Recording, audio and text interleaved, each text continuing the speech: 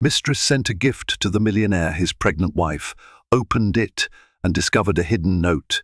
A single luxurious parcel was delivered to the prestigious Winston estate one crisp morning, catching everyone by surprise. Amid the well-tended lawns and regal columns, the gift glimmered with promise, but inside lay a secret capable of shattering an entire world. Elizabeth Winston, glowing with the radiance of impending motherhood, carefully opened the box. Wrapped around a delicate silver rattle was a chilling note that hinted at betrayal, seduction, and hidden truths about her beloved millionaire husband, David Winston. What followed ignited a whirlwind of deception and desperation, testing bonds of loyalty and love in ways no one could have anticipated. David Winston was born into privilege, yet he prided himself on forging his own path. His father, Gregory Winston, was a respected lawyer who once represented corporate giants like Apple and Tesla. Growing up, David observed power brokers frequenting their Hampton estate for lavish summer gatherings. He learned early on that connections were currency, and charm was its most persuasive exchange rate. Despite the gilded life, David had always yearned to step beyond his father's shadow. He graduated from Harvard with a degree in economics, then plunged into real estate development. By 30, he had made a name for himself as a dealmaker with vision and grit, expanding his empire from Manhattan's financial district to the revitalized neighborhoods in Los Angeles. That success brought fortune, recognition, and eventually a restless hunger for something more thrilling than boardroom negotiations. He found that excitement, briefly, in a woman named Alicia Moretti. A month before the parcel arrived at the Winston mansion, David had crossed paths with Alicia at an upscale lounge in Milan. What began as a casual discussion about a potential real estate partnership evolved into shared confidences over wine, culminating in an act of betrayal he never intended to repeat. Afterward, he suppressed the guilt and told himself it was a momentary lapse in judgment. Alicia returned to Europe, and David focused on his wife, Elizabeth Winston, who was then in her second trimester of pregnancy. Elizabeth, for her part, was the perfect hostess and partner. Raised in a modest family from Connecticut, she embraced philanthropy and championed education causes, especially for underprivileged children. People saw her as the elegant and compassionate anchor that tempered David's entrepreneurial drive. She dedicated her days to managing charitable foundations, forging networks with other high society philanthropists, and preparing for the arrival of their first child. Elizabeth trusted David implicitly until the morning a mysterious package arrived, its tasteful gold ribbons suggesting a congratulatory gift for the baby they both anticipated. Elizabeth remembered that morning as distinctly as a dream on the edge of fading. She was in the foyer, sorting through baby shower deliveries. She picked up the parcel, noticing the refined calligraphy that spelled out Elizabeth Winston on a neat white card. Inside, she discovered a glimmering silver baby rattle bound by a black ribbon, oddly formal for a celebratory token. Beneath the ribbon was a note: "Don't let him fool you. Ask him about Milan, and why you deserve the truth." In an instant, her heart hammered. She reread the words, unsure if they were meant for her or if someone had made a terrible mistake. The reference to Milan pricked her memory. David had traveled there. Was this from a disgruntled client, an overzealous reporter, or something far more personal? Though panic fluttered in her chest, Elizabeth fought to keep calm. She dialed David's number. It went to voicemail. She left a trembling message, her mind racing, trying to find explanations. Little did she know, the note was just the first crack in a carefully constructed facade that threatened to crumble under the weight of jealousy, lies, and longing. Elizabeth tried to carry on with her daily tasks, but her mind wandered back to the ominous note again and again. She placed the silver rattle on an end table in her study, unable to ignore the unsettling glare it seemed to cast. Every time she glanced at it, she felt a twinge of dread. That afternoon, Elizabeth walked through the estate's gardens in search of solace. Vast hydrangea bushes and rows of tulips provided a burst of colour, but she found no comfort in their beauty. Her thoughts tumbled uncontrollably. Could David be in danger? Could their child be threatened? The message was cryptic enough to imply blackmail or personal vendetta. She confided in her closest friend, Cynthia Parker, a reserved but astute confidant. Cynthia, whose philanthropic ties often overlapped with Elizabeth's, was visiting to discuss an upcoming fundraiser. Over a glass of lavender-infused iced tea, Elizabeth revealed the note. Cynthia read it, her eyebrows knitting together. "Eliza, do you suspect David might be entangled in something questionable?" she asked gently. She knew Elizabeth's loyalty to her husband, but there was no denying the note's insinuation. Elizabeth hesitated. She'd never doubted David's love or devotion. At worst, she assumed it might be a disgruntled business partner or a competitor aiming to stir drama. "No," she finally said, though her voice wavered. "David's always been direct about his business dealings. This must be someone's twisted joke or a ploy." Cynthia reached for her friend's hand. "Perhaps you should talk to him before jumping to any conclusions. See what he knows. It might be nothing." Yet, Elizabeth couldn't shake a creeping suspicion. The note's explicit reference to Milan pointed to something personal. For all of David's transparency, she recalled how distant he had been when he first returned from that trip, exhausted. Yes, but also evasive. He had dismissed her questions about how the negotiations went, claiming it was complicated. Then, as weeks passed, he resumed normalcy. Now, alarm bells rang in Elizabeth's head. Once Cynthia left, Elizabeth tried David's phone again. Still no answer. Anxiety threatened to overwhelm her. She settled herself in the living room, opening her laptop to review David's public calendar. There it was, a business trip to Los Angeles for a possible joint project in Beverly Hills. His flight was due to land that evening. She typed a message, voice quivering with frustration.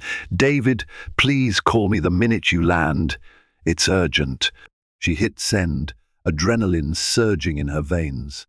As the day turned to dusk, Elizabeth indulged in a deep bath to calm her nerves. Warm water, scented with rose oil, enveloped her. She placed a protective hand on her belly, feeling faint flutters from the life growing inside. Her maternal instincts told her that stability and honesty mattered now more than ever. If David was in trouble, or if he'd done something that could tear them apart, Elizabeth needed to know. Across the country, David Winston hustled out of a marathon meeting with a high-stakes development team. His phone was in his briefcase, notifications piling up unnoticed. By the time he saw Elizabeth's messages, it was nearly midnight in New York. Alarmed by the tone in her voicemail, he booked the earliest flight home. When Elizabeth finally heard David's voice on the line, she almost broke down in relief. "I'll explain everything when I get back," he promised. But in her heart, Elizabeth knew that no matter how they handled it, the life they once enjoyed without suspicion was gone. The silver rattle in her study had cast a new, icy shadow over their world, and the darkness would only deepen once secrets came to light. David arrived at the Winston mansion under a grey morning sky.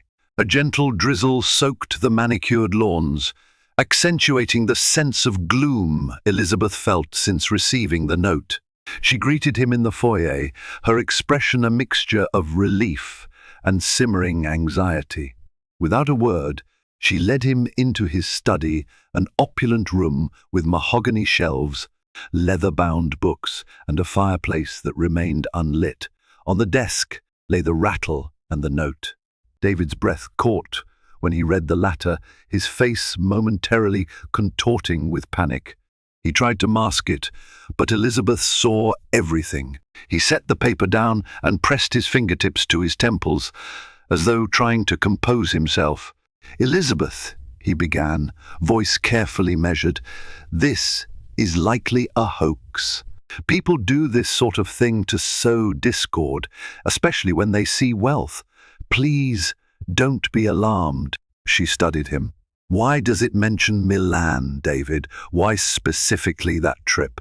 "The note says, I deserve the truth." "The truth about what?" David forced a small shrug. "We closed a tough negotiation in Milan. Some parties were unhappy with the final terms. It could be someone's way of retaliating."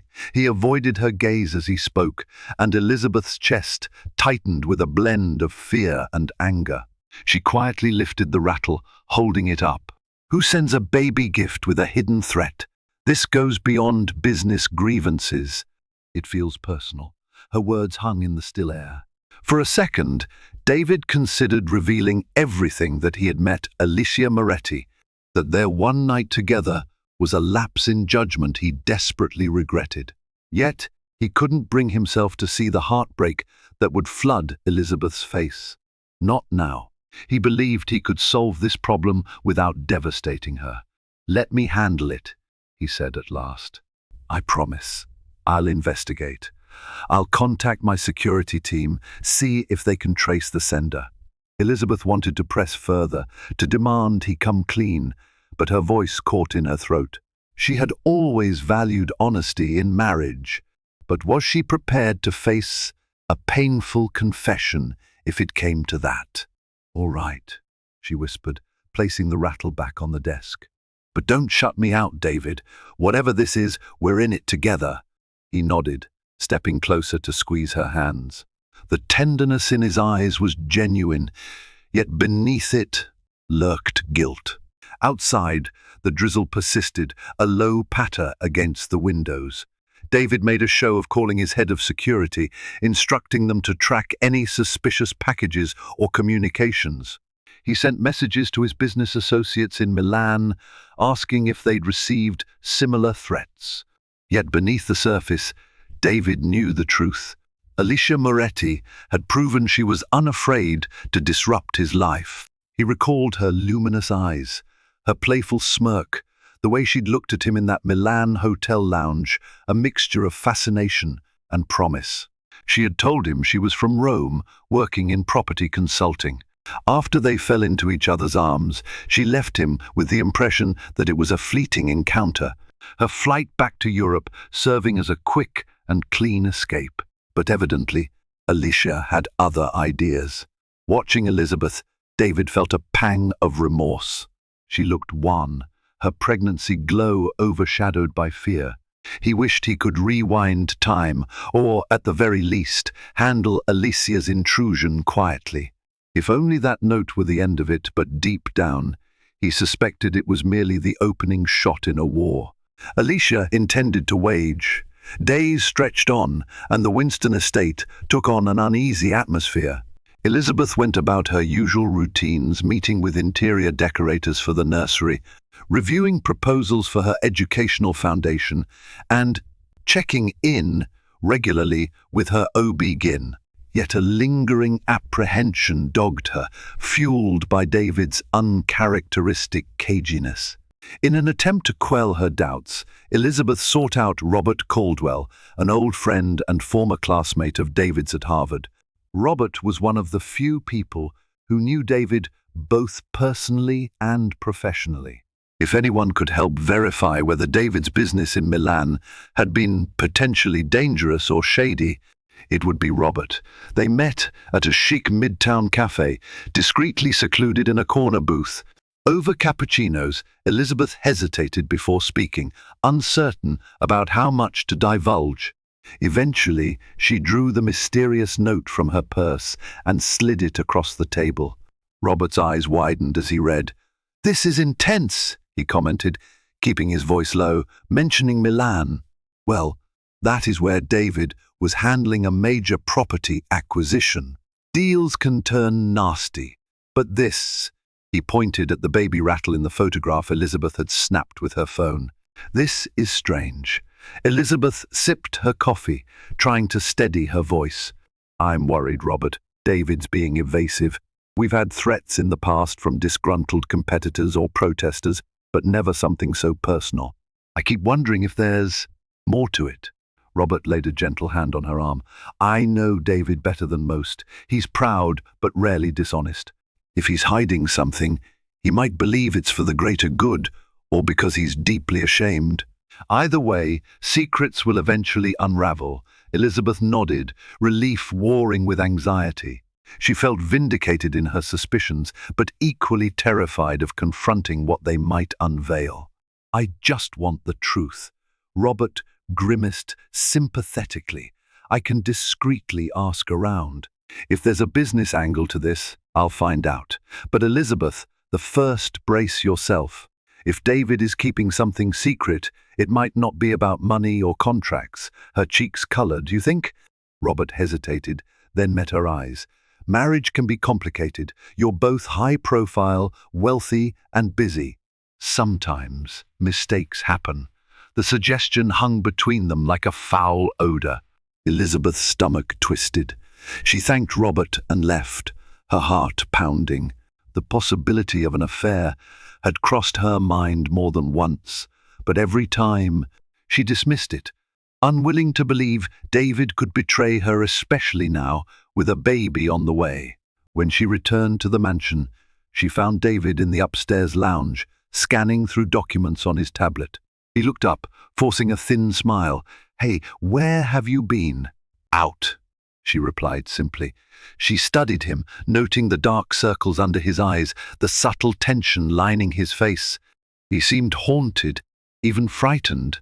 What's he so afraid of losing, she wondered. Me, or the child, or everything else? As Elizabeth walked down the corridor, the faint hum of the staff's daily bustle surrounded her. She paused outside the future nursery, lightly touching the door. Inside, pastel paint swatches covered the walls. Baby furnishings, half assembled, awaited final arrangement. There was a dream in that room, a dream of a loving family, of laughter and security. Yet outside, a storm gathered. Elizabeth could sense it creeping ever closer. In a quiet moment, she made a decision. If David refused to reveal the whole truth, she would find it herself, even if it meant uncovering something she dreaded. She couldn't bring an innocent child into a home built on secrets and lies. While Elizabeth wrestled with her suspicions, Alicia Moretti prowled the glossy corridors of an upscale Manhattan hotel under an assumed name. She had arrived from Italy just days earlier, determined to stake her claim or exact her revenge on David Winston. Dressed in a tailored black suit, she looked every inch the elegant business consultant she once was, a veneer that concealed her tumultuous emotions.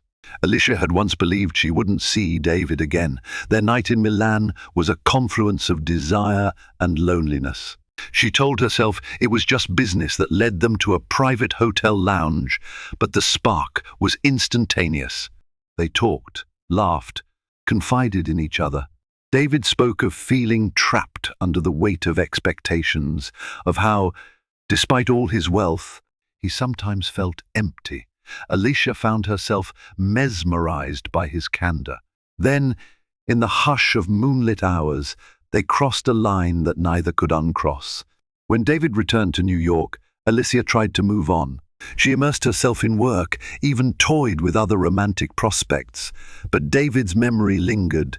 She had glimpsed a man who, beneath the polished exterior, was searching for something he couldn't quite define. Eventually, Alicia's longing twisted into anger when he ignored her messages. He severed contact, treating her as a disposable secret.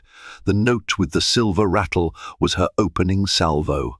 She wanted to rattle Elizabeth's perfect world, as David had rattled her sense of self.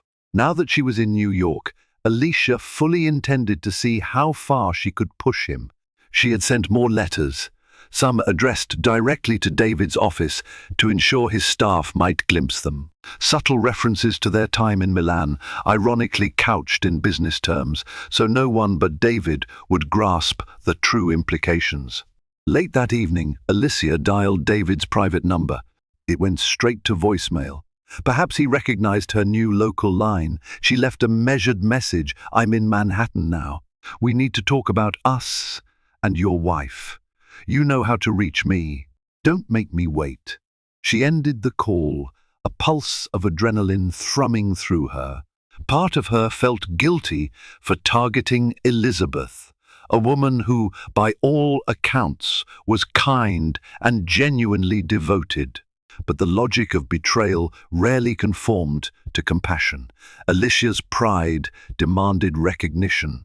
If David insisted on burying her memory, she would force him to confront it.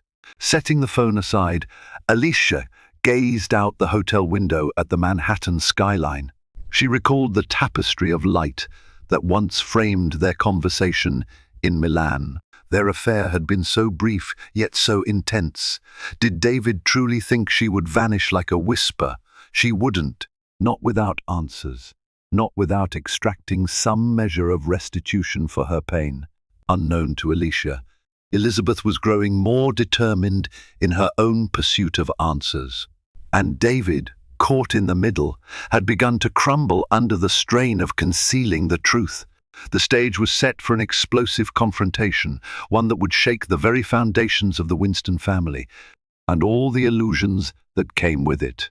Elizabeth woke one early morning with a sense of conviction. Sleep had eluded her, leaving her thoughts churning in an endless loop of suspicions. She decided to hire a private investigator. If David refused to tell her anything substantial, she would uncover the facts herself. It felt disloyal, even invasive, but the well-being of their unborn child overshadowed her doubts.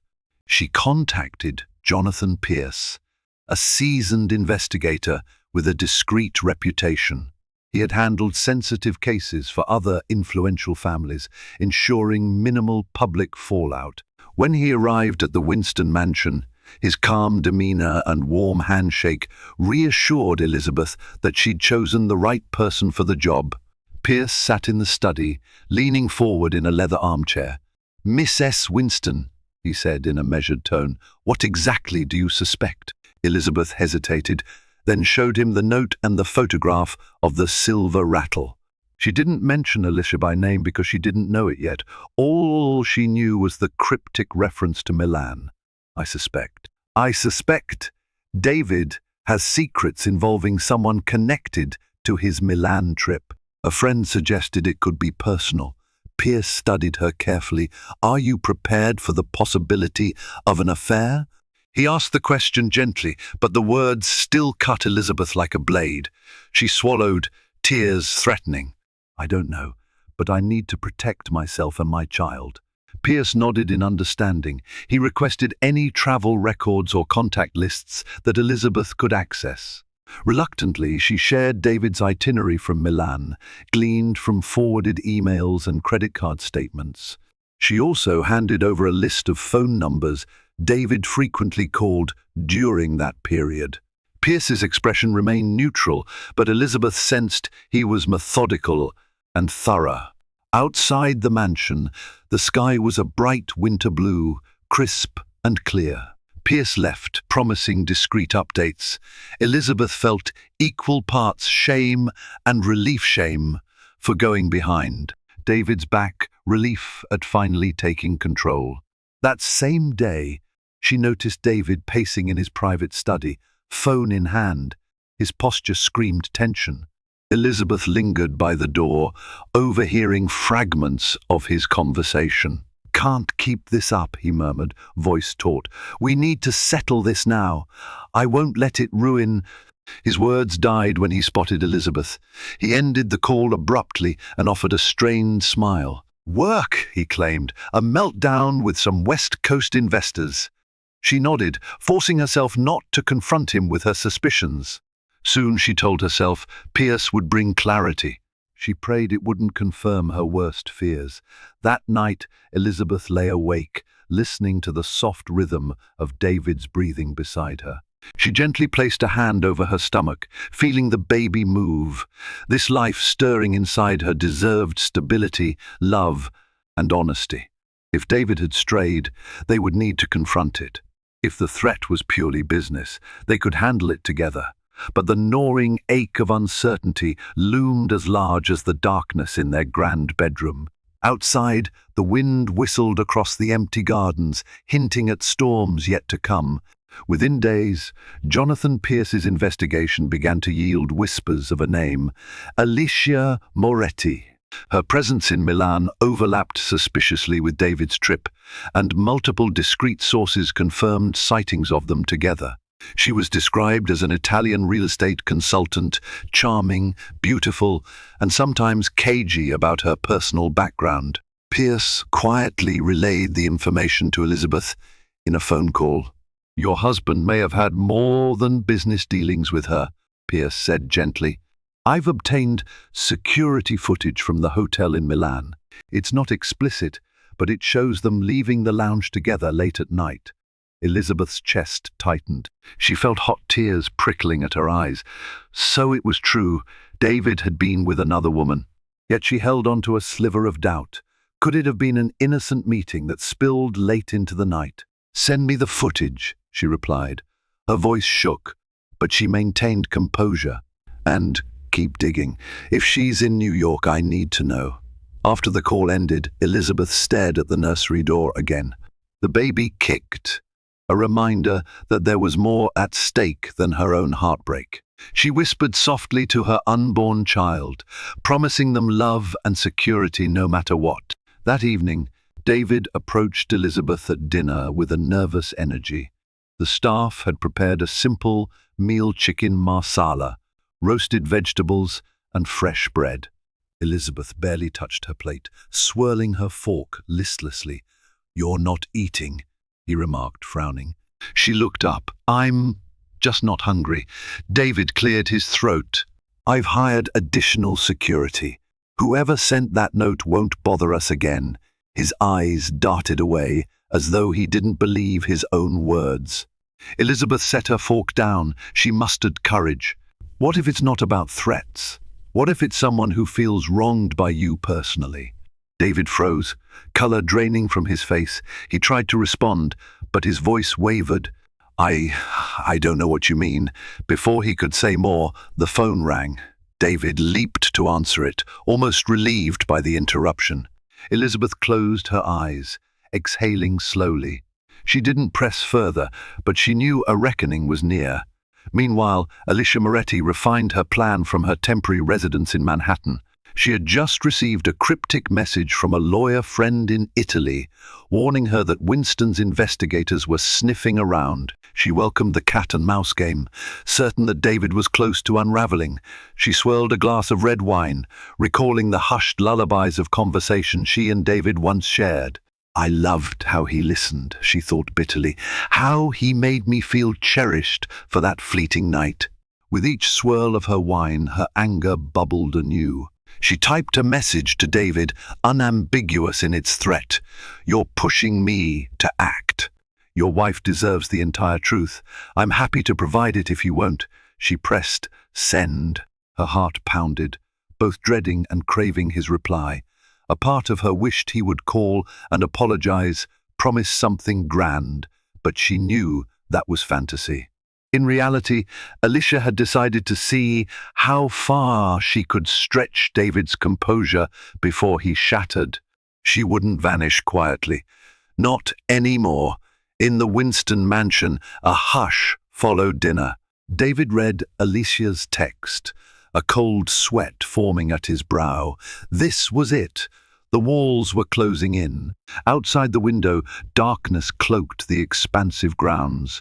He glanced at Elizabeth, who stared vacantly into the flickering fireplace. He wondered if she already knew, or if she was giving him one last chance to come clean. The tension in the air was palpable, setting the stage for revelations that would upend their lives. Another week passed, and the tension became unbearable. Elizabeth oscillated between anger and devastation. She would catch David checking his phone at odd hours, anxiety etched on his face. Meanwhile, Jonathan Pierce's updates became more definitive. Alicia Moretti was indeed in New York, staying in a high-end hotel under an assumed name. She had been spotted near David's office building, possibly hoping to intercept him. One afternoon, Elizabeth's phone buzzed with a text from an unknown number. "I'm sure you've heard my name by now. If you want the truth from me, I'll be at the Blue Ember Jazz Lounge tonight, 9 p.m. Alicia." Elizabeth's pulse thundered. She could scarcely believe Alicia had contacted her directly. Part of her felt an overwhelming urge to confront this woman, while another part wanted to hide from the damning truth. She decided to show David the message. If nothing else, she needed to gauge his reaction. She found him in the parlor, reviewing documents while classical music played softly in the background. Handing him her phone, Elizabeth watched his eyes widen as he read the text. He swallowed hard, color draining from his cheeks. "Elizabeth, you can't go. Let me handle it." She set her jaw, her voice tight. "This is my marriage, my child. I have every right to confront her if I choose." His lips parted, searching for a rebuttal, but after a moment he realized there was no argument to be made. "I'll come with you," he finally said, fear and resignation mingling in his tone. "We'll face her together." That evening, they arrived at the Blue Ember Jazz Lounge, a dimly lit venue known for its sultry ambience and soulful performances. A pianist on stage swayed to a gentle melody, the notes drifting through the air like a melancholic lullaby. Elizabeth clutched David's arm, scanning the crowd. At a corner table, a woman with sleek black hair and striking features sipped a martini. Their eyes locked. Alicia Moretti stood as they approached, her demeanor poised yet electric with tension. She wore a fitted black dress, a statement of confidence and allure. David stiffened beside Elizabeth, a silent acknowledgement that he had indeed shared an intimacy with this woman. Alicia gestured to a nearby chair. "Sit. We have much to discuss." Elizabeth sank into the seat, acutely aware of her racing heart. David remained standing, his fists clenched. Alicia's gaze flicked between them, a faint sneer curling her lips. "I assume David has told you everything by now," Alicia said, eyes glittering in the low light. Elizabeth remained silent. Her voice threatened to crack if she spoke. David finally found words. "Alicia, this is madness. Why are you doing this?" She lifted a sardonic eyebrow. "Because you used me. You made me believe there was something more between us, then vanished. I want you to feel an ounce of the hurt and humiliation I felt." She turned her attention to Elizabeth. "He neglected to mention me, I assume?" Elizabeth's lips trembled. He said it was business." Alicia's laugh was bitter. "It was business, until it wasn't. Do you know how easy it was to fall for his charm? I thought maybe he'd change everything for me. But that was naive." David's shoulders sagged under the weight of his own guilt. "I didn't promise you anything, Alicia. I was foolish, yes, but I never told you I'd leave Elizabeth." Alicia's gaze hardened. "You acted like a man, starved for something real. Now you have to face the consequences." Elizabeth felt tears burn her eyes. She placed a protective hand over her belly. "So this is what you wanted?" she asked Alicia. "To humiliate me while I'm carrying his child?" A shadow of regret flickered across Alicia's face, but she remained resolute. "I'm sorry you're caught in this, but I won't be ignored or tossed aside." Before anyone could say more, Alicia lifted her purse from the table and walked away. David stood there, stunned. Elizabeth stared at the half-finished martini, her emotions swirling in a tempest of betrayal and sorrow. The lounge's soft jazz carried on as though nothing extraordinary had happened, while the three players in this tragic drama recognized that no matter how they tried to bury the past, it had forced its way into the present, demanding a final reckoning. Elizabeth and David left the lounge in stunned silence, neither sure what to say. Outside, New York's neon lights blurred in the chilly evening air. A light drizzle misted the sidewalk, reflecting the turmoil roiling inside them. Their driver opened the town car door, but Elizabeth paused, looking up at David with eyes that brimmed with pain. "How could you do this?" she whispered. "We're having a child, David. Did that not mean anything to you?" He swallowed, feeling a lump in his throat. "It means everything, Elizabeth. I was lost. It was a mistake, a moment of weakness." Her tears finally spilled, one moment or several. Alicia implied more than a single encounter. David hesitated, his silence speaking volumes. He eventually mumbled, "A few meetings. They were mostly about business until I crossed the line. I never meant for it to continue." Elizabeth's chest tightened with a raw ache. She turned away and stepped into the car. David followed, the door shutting behind him. The ride back to the Winston mansion was a suffocating cloud of tension. He reached for Elizabeth's hand, but she recoiled, pressing herself against the opposite door. When they arrived, Elizabeth swiftly exited, heading upstairs without a word. David remained in the foyer, shoulders heavy as he contemplated the magnitude of what he'd done.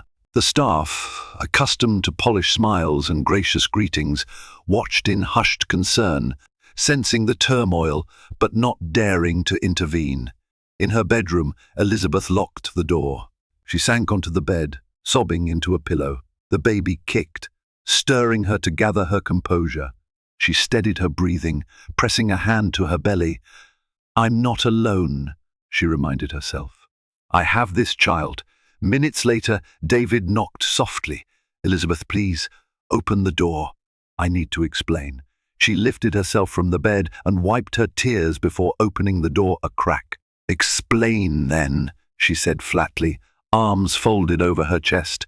David's eyes glistened, his usual poise shredded by guilt and desperation. "It happened after a tough negotiation," he began, voice shaking. "Alicia and I kept meeting, discussing a real estate partnership. She was clever, charming. I felt an attraction I couldn't resist at the time.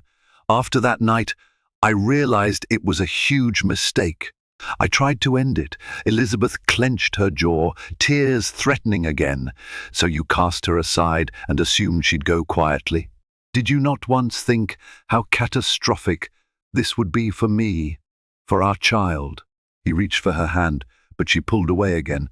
"I was arrogant enough to think I could handle it," he admitted. "I never wanted to lose you. Please, I'll do anything to fix this."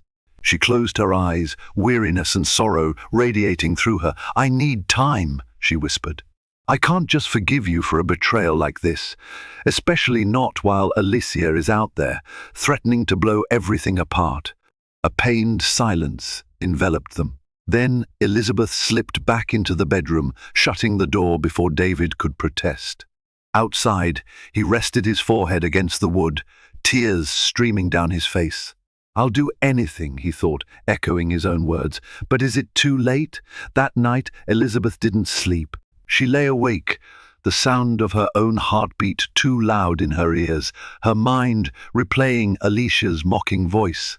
In another room, David stared into the darkness, trapped between regret for what he'd done and fear of what might come next. The Winston mansion, typically a haven of luxury and order, was now haunted by the raw spectre of betrayal, leaving both husband and wife feeling more alone than ever. The following days turned into a blur of uneasy truces and guarded conversations. David cancelled several business trips, determined to show Elizabeth he was serious about repairing their marriage. He hovered around her, offering apologies and reassurances that only sometimes broke through her emotional armor. Elizabeth, meanwhile, felt torn. Part of her yearned to believe David's repentance was genuine, that their shared history and impending parenthood could guide them through this crisis. Another part felt betrayed and furious, wanting nothing more than to vanish from the public eye and nurse her wounded heart in private. She consulted Dr. Anita Rice, her obstetrician, who noted her elevated stress levels and gently advised her to prioritize emotional well-being for the baby's sake. One late afternoon, while David was secluded in his study, Elizabeth braced herself and called Alicia. The number rang twice before a smooth voice answered. "Alicia speaking." It's Elizabeth Winston, Elizabeth said, struggling to keep her tone even. We need to finish this. David told me about what happened. I'm not calling to argue. I'm calling to understand what you want. Pause, then Alicia let out a quiet laugh. What I want? Isn't it obvious? I want David to feel the fear and humiliation. He put me through. But perhaps there's something else, maybe a settlement, maybe closure. I'm not yet sure. Elizabeth swallowed her pride and mustered calm. Meet me. Just me. Let's talk openly. Away from David. Away from the city. If we can't find a resolution, we'll at least know where we stand. Alicia agreed, and they arranged a clandestine meeting at a secluded inn upstate. The choice was Elizabeth's, who wanted privacy and a neutral space. When she informed David, he blanched. You can't go alone. She's manipulative. She'll twist your words, threaten you. Elizabeth lifted her chin. I need to face her directly, for my own peace of mind. She placed a gentle hand on his shoulder. Trust me, David, or whatever trust is left for you to give. He relented, though worry etched into his brow. He made Elizabeth promise to bring a phone with a tracking feature. Secretly, David also arranged for Jonathan Pierce's team to stand by, discreetly monitoring the meeting from a distance. On a crisp afternoon, Elizabeth drove herself to the quaint inn nestled by a lake.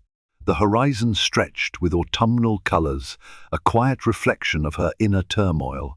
She wore a simple navy dress and a light cardigan, her pregnant belly more pronounced by the day. Inside, the inn's lobby boasted rustic wood beams and a crackling fireplace. Alicia sat in a corner, sipping tea, poised in a white blouse and tailored trousers. Elizabeth noticed the woman's striking beauty, sharp cheekbones, dark eyes, and an air of practiced composure. For a fleeting moment, Elizabeth felt an inexplicable pang of empathy. She's a person, not just a villain. They ordered tea and retreated to a small, private sitting area. Alicia began first. You must hate me. Elizabeth let out a breath. I'm hurt, furious, confused. But I also realize David played a major role. It wasn't just you. Alicia's gaze flickered with complicated emotion. So, what do you want from me? Elizabeth clasped her hands in her lap. I want an end to threats, messages, manipulations. I'm trying to save my marriage, or at least find the truth. David says he regrets the affair, but you keep sending us reminders. Is money what you're after? Revenge? Alicia's lips trembled. She stared into her tea. I wanted recognition that I wasn't some disposable secret. David promised me more attention, at least a chance to see where our connection could lead. Then he cut me off. It felt like I never mattered, like I was a dirty stain on his perfect life. Elizabeth let the words settle, her heart unexpectedly softening. She's wounded too, one understand feeling discarded. But this can't go on. Tell me what you truly want, Alicia, because if it's about making David suffer, you've succeeded. Silence fell. Outside, leaves rustled in the wind. Finally, Alicia whispered, I want to start over, away from this city, but I need to know I can build a future. Your husband owes me that. Elizabeth's throat tightened. She believed Alicia was genuine, but also recognized the potential for manipulation. If we come to an agreement, something that helps you move forward, will you leave us in peace? Alicia nodded, though uncertainty lingered in her eyes. I'll sign whatever you want. I just don't want to be an afterthought he hides in the shadows. Elizabeth exhaled, feeling the tension ease, if only slightly. They discussed terms, from possible financial settlements to non-disclosure agreements. For the first time, Elizabeth glimpsed Alicia's vulnerability. A woman who truly hoped for love, now resigned to demanding restitution. Though it stung to contemplate paying off her husband's mistress, Elizabeth recognized it might be their only shot at salvaging their lives. As the afternoon waned, they parted ways. Alicia promised to review any agreement with her lawyer. Elizabeth walked out feeling drained, yet oddly calmer. The baby gave a little kick, as if to remind her of the stakes.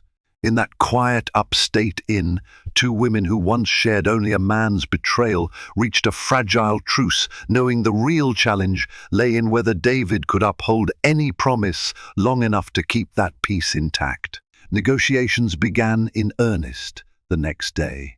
David's legal team prepared a draft settlement offering Alicia a substantial sum, contingent upon her permanently ceasing contact and refraining from publicizing the affair.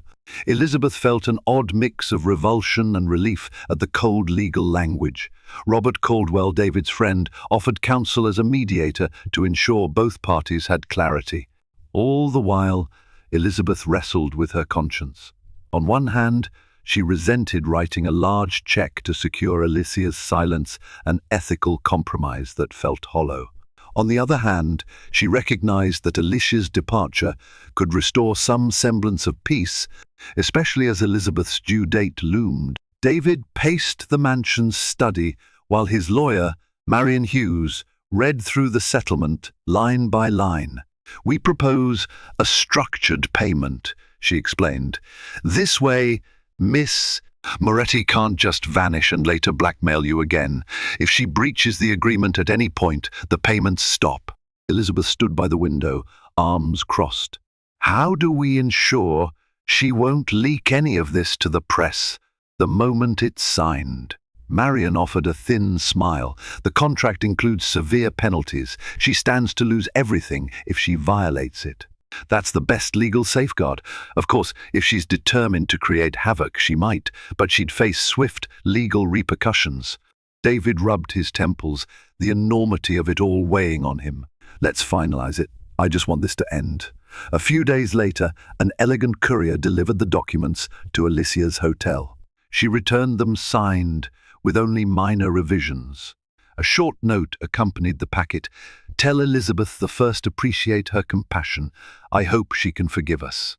When Elizabeth read the note, her chest constricted. Forgiveness remained elusive. She told herself that her priority was to protect her child, and that might require letting go of certain resentments. But as David tried to console her, she recoiled. Deep hurt overshadowed any immediate reconciliation.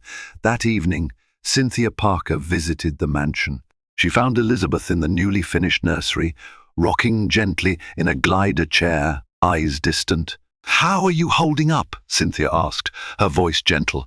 Elizabeth sighed, exhausted mentally, emotionally.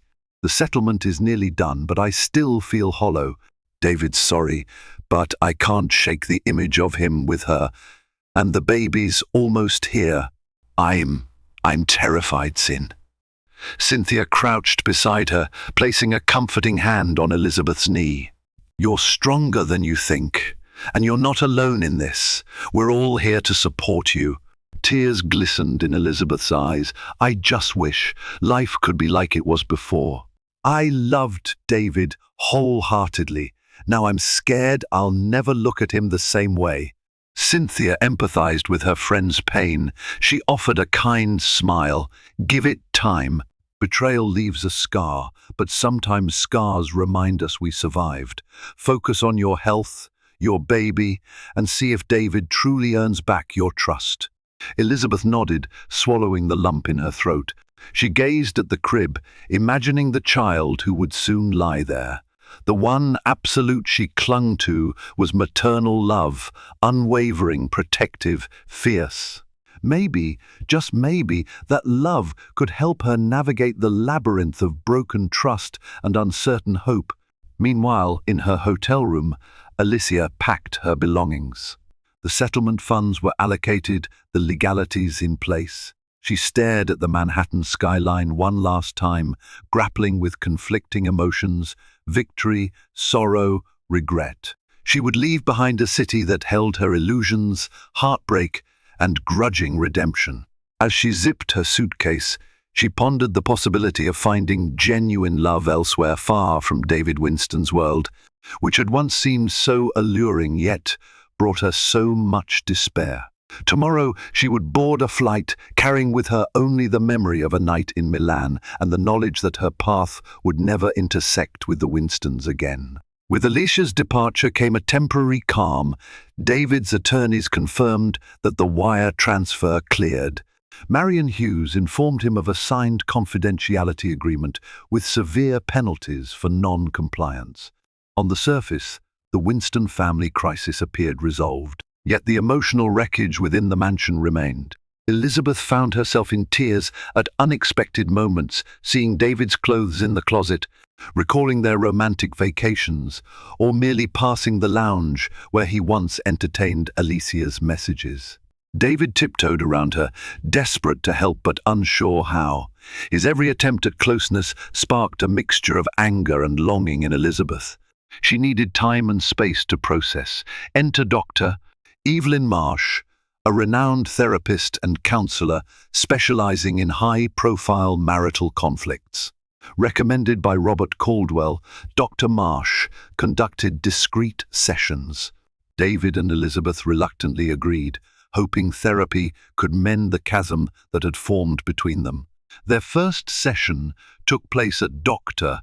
Marsh's private suite in an unremarkable office building, chosen for its anonymity.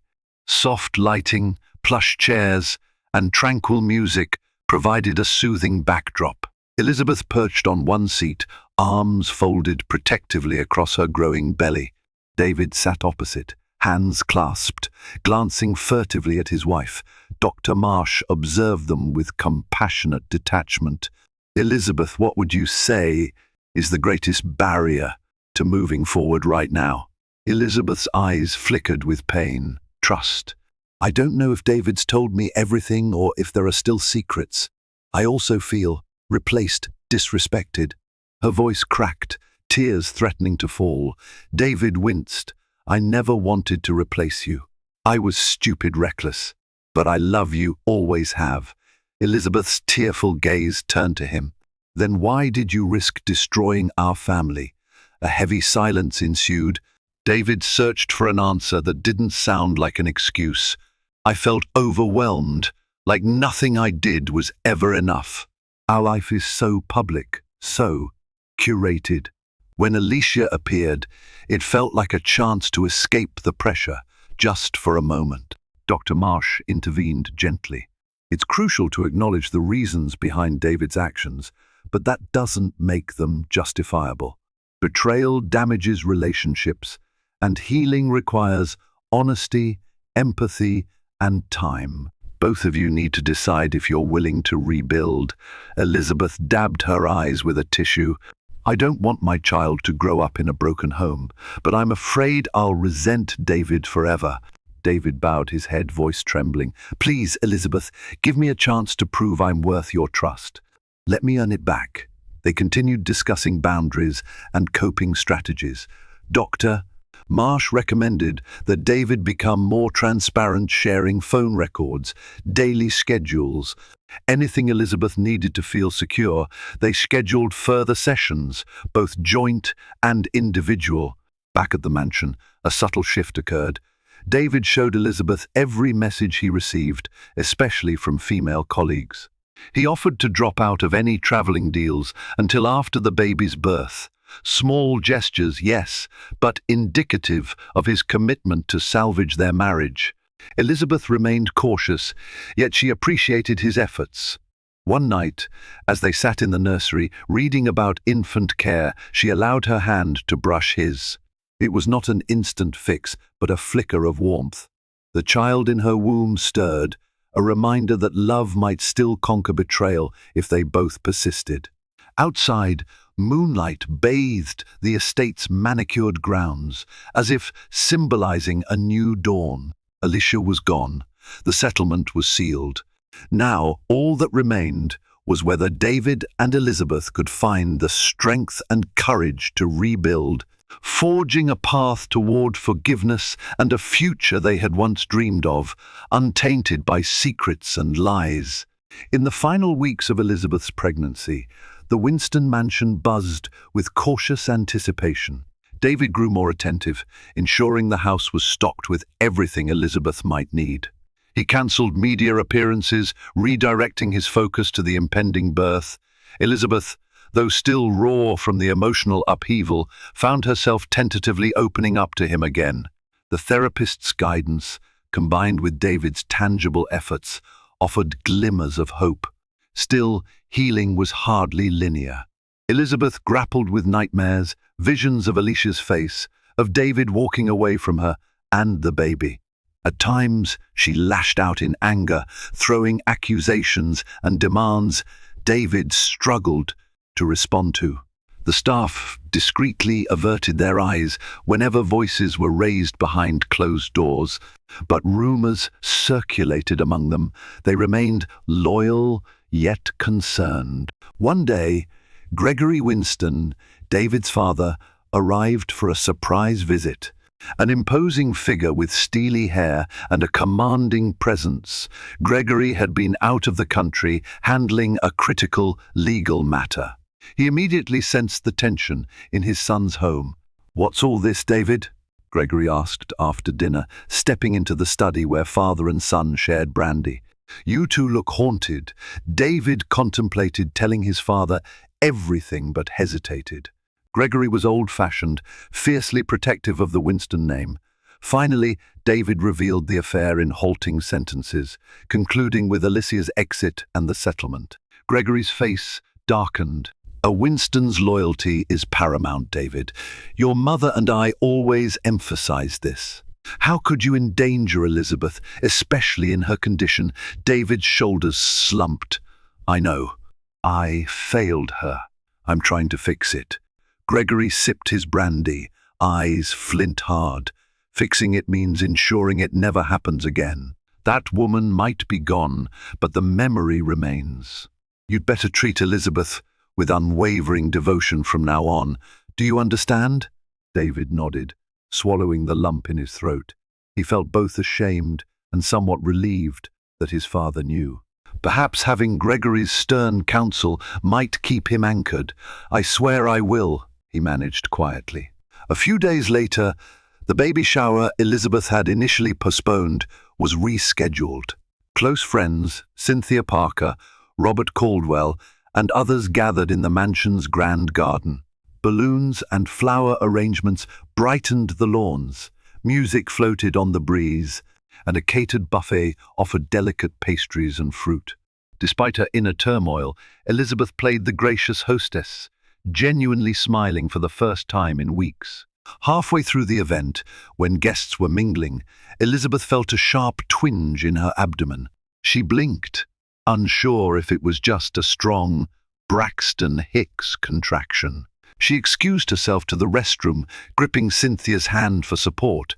Another jolt of pain ripped through her, more intense this time. Panic laced her voice. This might be early labor. "It's too soon. I'm only 36 weeks.